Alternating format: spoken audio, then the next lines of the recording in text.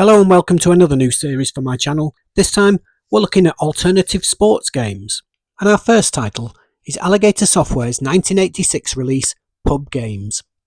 But before we get into that, what do we actually mean when we say alternative sports games? Well, for once, I'm not going to overcomplicate things. And to be classed as an alternative sports game, a release needs to simply be a multi-event sports game with a minimum of 3 events, which can be a single or multi-load, but it must not contain any traditional Olympic sports or standard simulations of recognised mass appeal sports like football or tennis, though non-standard games featuring those sports, like soccer super skills, are more than welcome. I'll rate the games at the end based on individual event score, presentation, which is about how the whole package fits together, and value for money. I'll then give an overall score and keep a running league table. So that's the housekeeping out of the way. Let's crack on and have a look at Pub Games. Released in 1986 by Alligata Software for £9.95, the advertising for Pub Games was aimed squarely at those under the legal drinking age. And they call themselves adults, proclaims the rather old-looking kid on the advert, who says, "The times they've left you at home because they say you're not grown up enough or not old enough to come to the pub, and look what they get up to when they're there." Here's your chance to find out what it's really like in those smoke-filled haunts of adulthood. The opportunity to find out how good you are at these adult games. Why let the mums and dads have all the fun? Pub Games can be a laugh for everyone. And with 7 events, bar billiards, dominoes, darts, table football, poker, pontoon and Skittles, Pub Games was also released on the Commodore 64, Amstrad and BBC. It was also planned for the MSX, but I'm not sure if that one ever got released. So let's have a look how the Specky fared. Like many of the games that will feature in this series, Pub Games employs the dreaded multi-load. So the first thing we do is enter our names and decide whether to play all 7 events in turn or to practice the events, which can be done in any order. On the version I'm using, we get the loader and the first 3 events on side A of the tape and the other 4 on side B. An immediate disappointment with the game though is that it's 2-player only. And this isn't such a big deal for solo players with turn-based games, but as we'll see later, table football is simultaneous 2-player, which rules that one out, unless you're ambidextrous of both limbs and mind. A nice touch when darts loads is that you can change the graphic colours. Not many options, but I always like a bit of customisation. And away we go, to clive up to the hockey.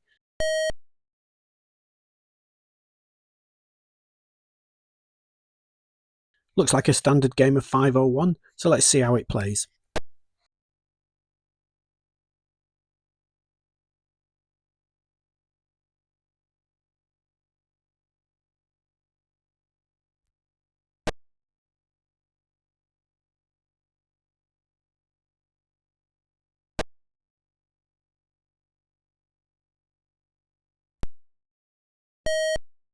This game came out around the same time as the Pickford Brothers 180, so I don't think there was any opportunity for either of them to copy each other, and I think this is a lot more erratic than 180's floating hand, so it may take a little longer to get the hang of. The darts plays are nice, though they could have done more to differentiate them than just changing the clothes, even if it was just a different haircut. Sound's also minimal, but it's quite challenging and quite a lot of fun. I'm playing both players here, but I can imagine against an opponent it'd provide a lot of entertainment.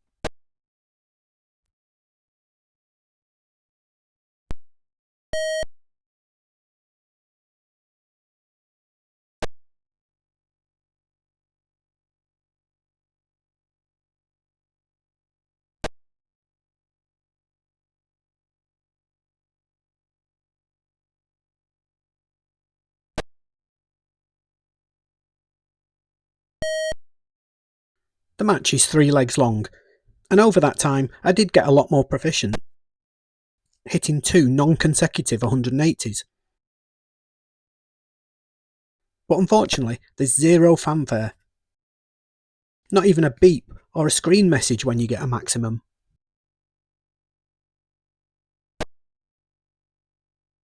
But overall, darts was a really good start. And as I'm scoring these games as events rather than full games, the individual sports may score a little higher than they would as a standalone product, so darts gets a 7. Bar billiards, on the other hand, is an interesting sport, game, pastime, thing. in that it needs a pool table with holes cut in all the wrong places and mushroom obstacles. The aim is to pot any of the 7 balls in any of the holes to score points, with each hole having its own score. Not hitting another ball, balls going over the baulk line, or knocking the mushrooms down will mean you're penalised by losing points off your break or your turn ending. But it isn't the overcomplicated rules that are the problem here, as they've been around since the 1930s. The issue is that this version of the game is so dull. It's a very cut-down snooker-type game, with a cue that's too limited in the angles you can use, and a power meter that doesn't influence the force of the shot half as much as you expect it to. The game has a 10-minute time limit that must be played, and I lost interest well before that was up. And it's a shame, as the C64 version of Bar Billiards looks much more fun, as that takes a 3D vertical aspect, and has a crosshairs that allows for more variety.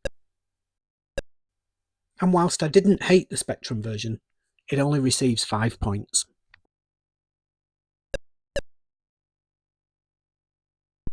Dominoes is an age-old game that goes back at least as far as the Song dynasty in 13th century China.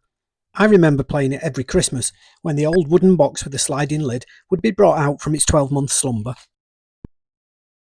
There are different sets of rules, generally based on whether you're in the East, Middle East, Europe or Latin America, but Pub Games takes the simple European format where you simply add to the tiles already played by matching one of the numbers with a tile of your own. The first to play all the tiles wins, but if you find yourself unable to go, then you must knock and pick up an extra tile. So everything sounds really simple, and it should be. But Alligata have made the game so unintuitive and so fiddly to play that it's no fun at all. Putting aside the mechanic that means your opponent must look away every time you want to look at your pieces, the large list of keys required is just so unnecessary, and given that the first 2 events used QAOP space as the keyboard controls, it feels completely unnecessary to have switched to cursors here. Simple directions and fire should have been enough to carry out all the tasks where the action is dynamic based on whether you're selecting or have selected a tile, but that's far too elegant for pub games. Add to this that you can't rotate your piece fully. You can just choose horizontal or vertical, but get no visual indicator of which way up the tile is, and Dominoes becomes a complete chore to play. We don't all have a billiards table or Skittles or table football, so I can see the appeal of having those computerised. But I would bet most families had a Dominoes set in the 80s, so I can see no value in playing Pub Games Dominoes over just getting the set out and playing a few rounds to win first pick of the quality street. And add to that knocks when I'm sure there is a move available, and legal tile placements being called invalid, and all I can give Pub Games Dominoes is 4 points.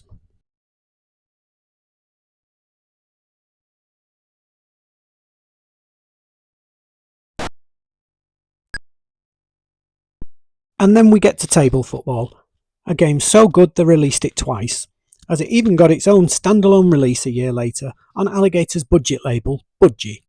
Or was it just a cynical cash grab? Well, reading Crash's review of the standalone game, which they seem to not realise was previously on Pub Games, you can definitely tell what they think, as the game scored just 28% and was called an original idea, except for the part where it's just a single event stripped from a compendium. But they go on to say that it's a very poor and boring simulation, requiring 2 players. And on that 2 players point, I did try and play both players myself for the review footage, but found that the key placement was so bad that it was impossible. And I'm sure it's easier on original hardware, but it absolutely does you no favours with a modern keyboard. So in the end, I wrote my 11-year-old daughter in to give it a go. And we kind of enjoyed it. You play 3 games of 9 balls, and can move your 3 columns of players up and down, and back and forwards to kick, with the column chosen automatically when the ball is in range. But unfortunately, the issues with this game are all by design. The automatic switch causes more issues than it solves, as it doesn't switch early enough to allow you to correct positioning and shoot, so it ends up in a mad attempt just to hit the ball anywhere. But that's not all. You have to move your player back again after every shot, so they're ready to kick again. But the ball is generally moved to another sector before you get a chance to do that, meaning it's almost impossible to set your players up and work a strategy. A simple control system change to have the players always in the set position unless the fire button is pressed would have increased the playability no end.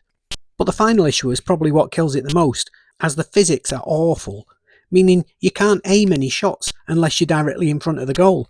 Almost every kick goes in a horizontal straight line.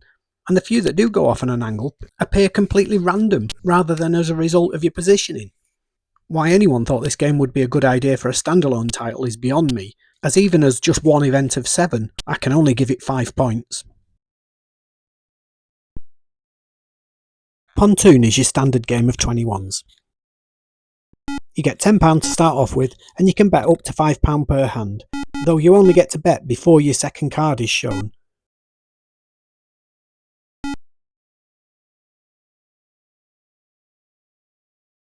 The presentation is basic, but the cards do look nice enough, and it runs quickly. But this type of game has been around since well before the Spectrum, so it certainly isn't a feat of design or coding.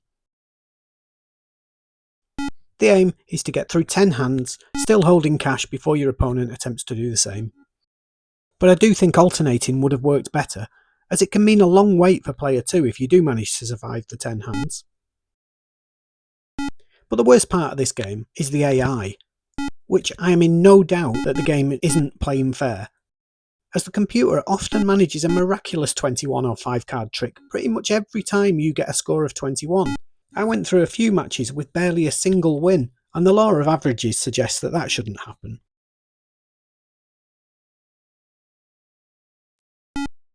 So Pontoon does what it says on the tin, but with no bells or whistles.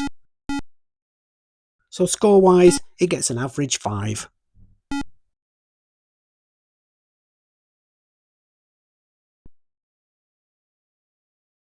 Poker, on the other hand, has gone down a different route, with a video poker game, like you would have seen in many an 80s arcade. I used to really enjoy video poker, and the version we have here is pretty decent. The interface is really simple, with you simply selecting the cards you want to keep with the number keys and space to deal the new cards.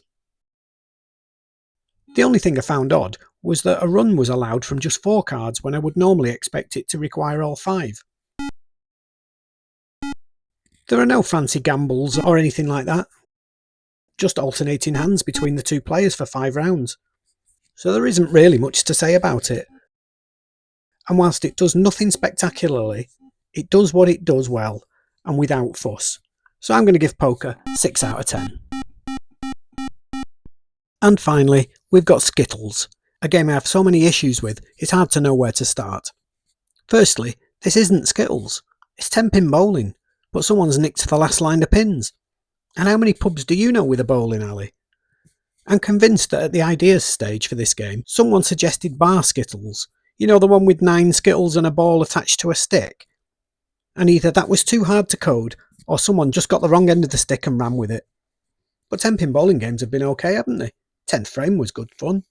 But 10th frame this is not. This is a one-button, single-action game.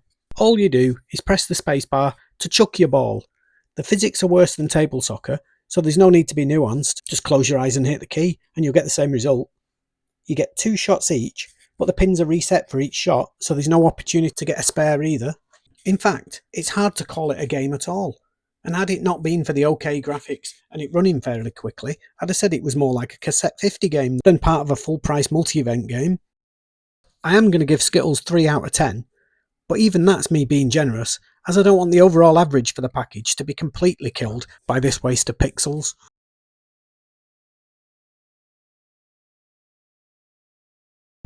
There were reviews of pub games in all 3 of the big specky mags. Crash called it a very well thought out set of simulators in its 77% review, though they did say that if reviewing the games individually, they would all likely get lower than that score.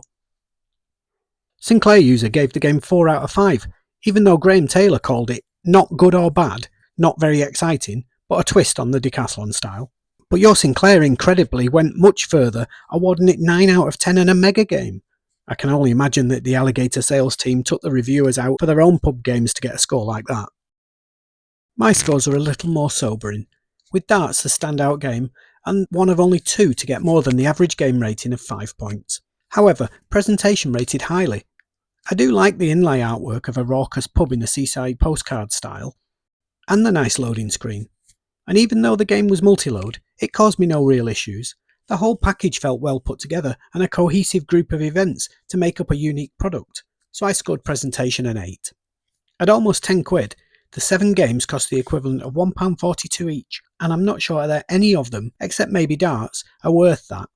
In fact, I don't think you could pick any two of the games to make a budget twin pack that would be worth $1.99, but it is in nice packaging, and 7 events is a decent number, so I'll give Pub Games a value for money score of 6. I'm running that through the Retro Games World patented algorithm. Pub Games gets an overall score of 60%. I won't start the league table until next time, but while we're on the subject of our next episode, let's pick the game that we're going to cover. Using wheelofnames.com, each episode will pick a random game from the master list. I've identified 22 alternative sports titles that were released on the Spectrum, as shown here on the right. But if you can think of any more, then please do let me know in the comments and I can add them in. But for now, let's spin that wheel and find out what we'll be playing in episode 2.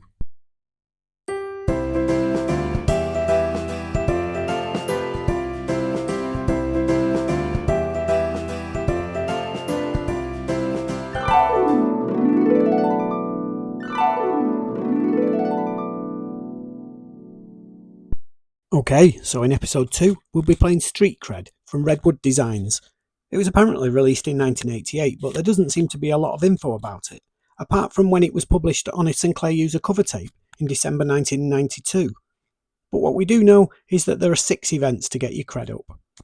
Pumping Iron, Street Run, Dunk Shots, BMX Jump, Can Shoot and Street Fight. So make sure to subscribe to the channel as you won't want to miss that. Oh, and just before I go, far be it from me to not admit when I may be wrong, but just going back to Skittles, I have found a video online of a live broadcast of a Skittles league, and that game is fairly similar to the one in Pub Games, and it's being played in a social club.